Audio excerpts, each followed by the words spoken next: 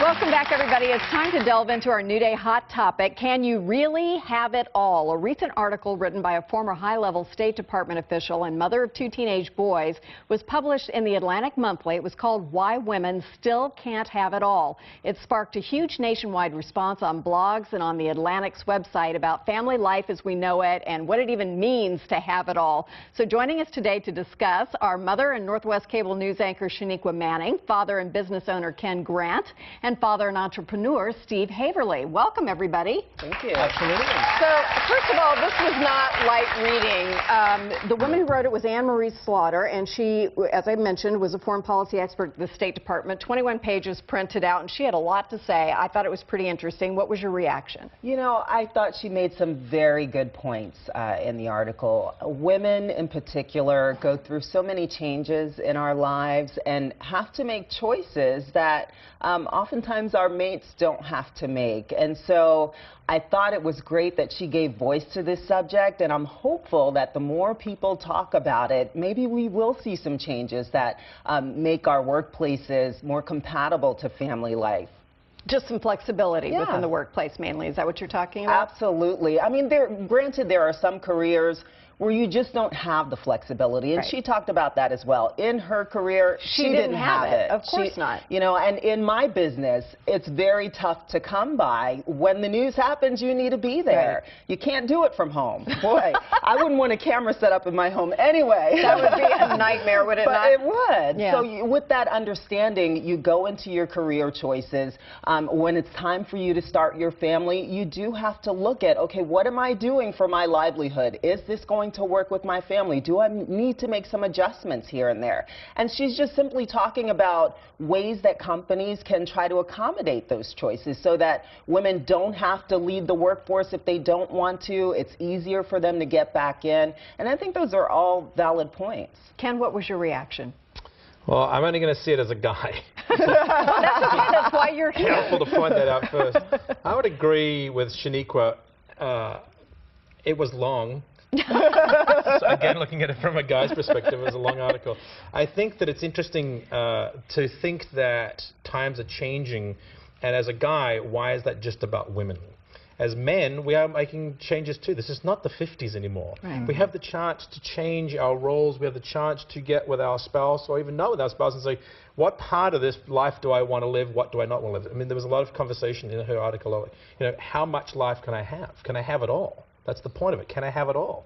I think if you can departmentalize what all of it is and know what your goals are to what all of it is, well, then you might be able to have it all. But I think you've got to go into it with eyes wide open and go, you know what, guy or girl, what does it mean to have it all?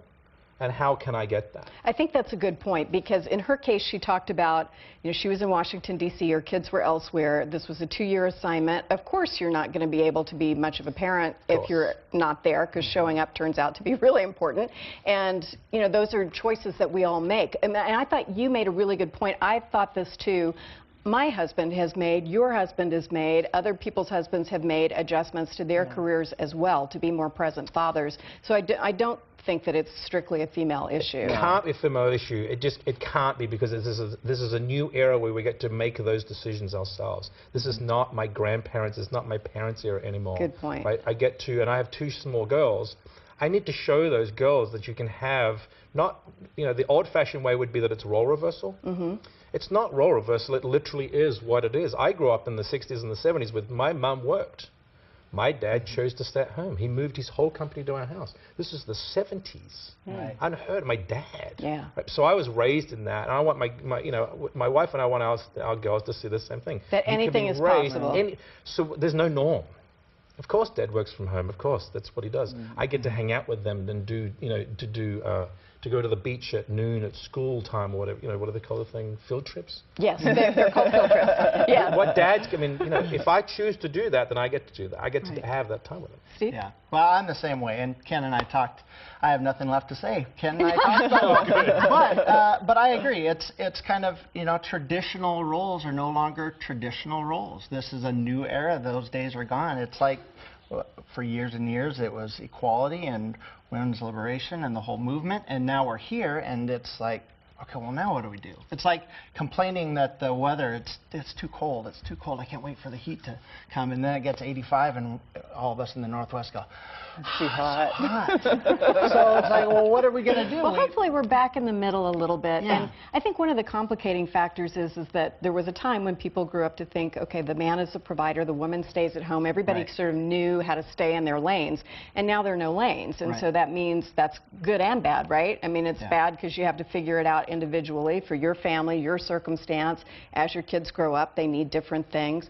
But I do know that there is the topic in the article about you can't have it all, but maybe you can have it all at different times in your life. And I'll tell you what, I do not believe that, and I'll tell you why.